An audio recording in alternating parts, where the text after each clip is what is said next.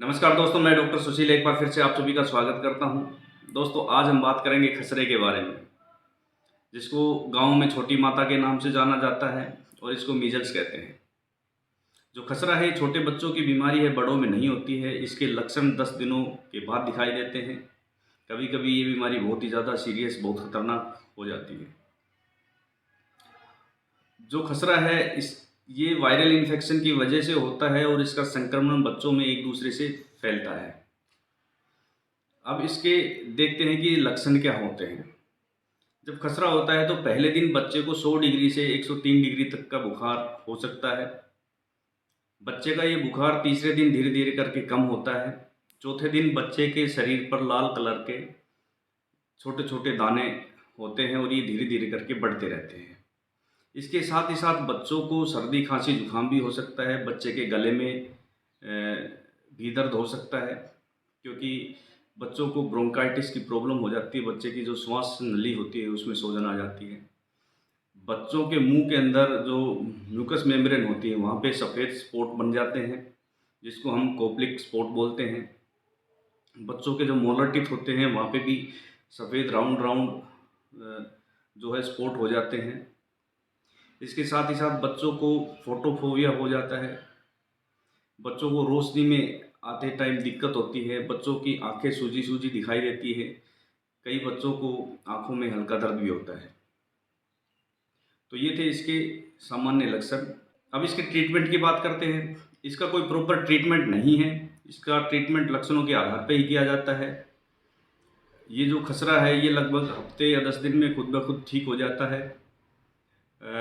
लेकिन बच्चे को फिर भी सिम्टोमेटिक दवाइयाँ देनी पड़ती हैं।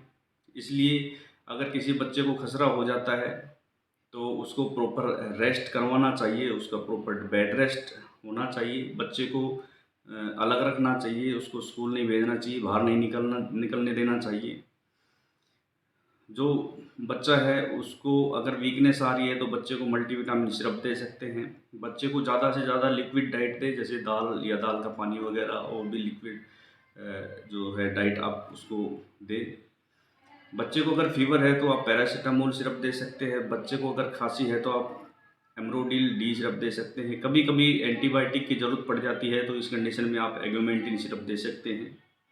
ये जो भी दवाइयाँ बता रहा हूँ ये आप डॉक्टर की सलाह से ही लें।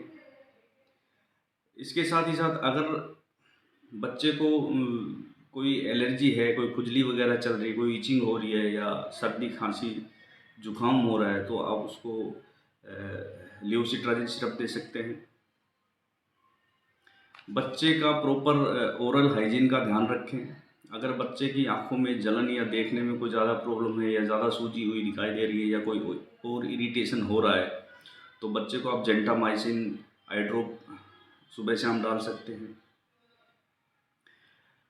तो ये जो जितने भी लक्षणों के आधार पर जो ट्रीटमेंट दिया जाता है, इसका मतलब ये होता है कि जो बच्चे को प्रॉब्लम हो रही है उसी चीज़ की दवाई बच्चे को देना।